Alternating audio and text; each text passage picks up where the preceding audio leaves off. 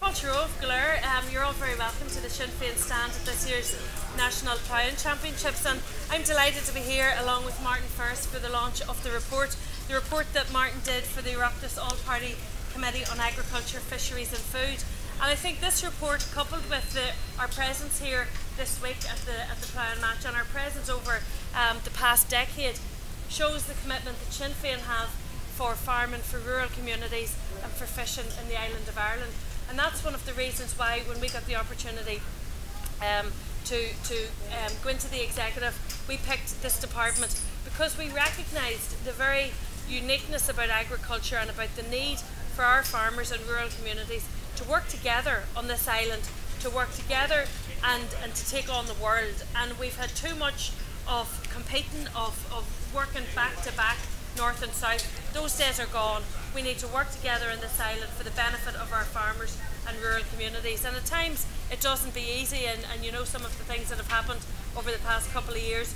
But I genuinely believe that if we're ever going to make it in this country as a farming nation, protect what we've got, work to the future, add value to Irish produce, take farmers out of poverty, because a lot of them are still working in negative figures, and we need farming to be recognised for what it is. It's the backbone not only of our economy but of our Irish rural way of life, and if we lose that, we've lost something very, very special indeed. So myself, as Minister for Agriculture in the North, I work very closely with Martin Ferris and his team in Leinster House, and we have been pushing on ensuring that policies that are developed north and south are all Ireland in their nature, and that we work together. But ultimately, the big prize for us and for farming on the island of Ireland is to unify our country, to remove the barriers that we presently have, and to have us competing with the rest of Europe.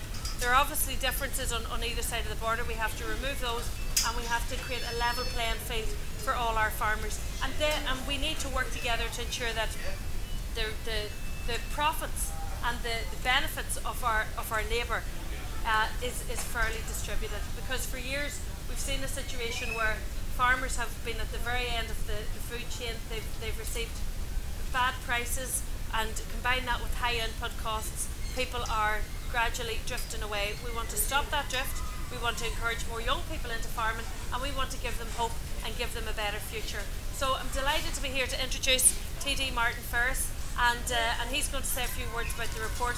I want to thank all of you for coming to the Sinn Féin stand, and to all of the people who helped make this possible. There's a lot of work goes into it, but it's great for us to be back down in Athy this year, and we look forward to engaging. We genuinely believe that our rural communities are the backbone of this struggle, and if we see our Leinster House team, 3 out of the 4 come from rural communities. So for people who say that Sinn Féin are more urban based, that's a fallacy.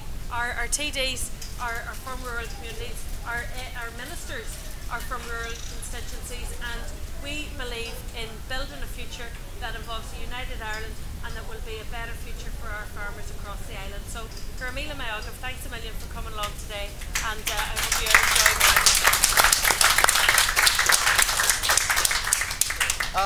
Thanks very much, Michelle. I would like to thank all of you for coming here today for the launch of the report that I've done on behalf of the Agricultural Committee in Leinster House on rural Ireland, particularly on the west coast of Ireland, and the effect it has on farming and fishing. Michelle has said it quite eloquently that rural Ireland has been the fabric of our society. All of us, no matter where we live on this island, owe our origins to rural Ireland, coming from the small family farm in particular, and it has been really part of what we are, and medicine to the type of people we are. Is the small family farm structure, the family being central to that, the children growing up together, the respect that people who come from that type of society have for nature, for the environment, and so forth. When I done this report, I think what was very, very striking about it is the disparity between the growth, or the lack of growth I should say, and particularly regarding income for those who are based on the west of Ireland comparative to the east. I'm just looking at the figures there. In 5 of the western counties, Donegal, Clare, Kerry, Roscommon and Leitrim, between 2006 and 2009, 18,000 people left the farming sector. That's a huge amount of people leaving the sector, and the reason they're leaving it is because they are not in holdings that are considered economically viable. And the whole buzzword all about around agriculture, particularly around the aspects of globalization and so forth, is about intensification, getting bigger, with the inevitable terrible consequences this is for the people who live in that part of our country.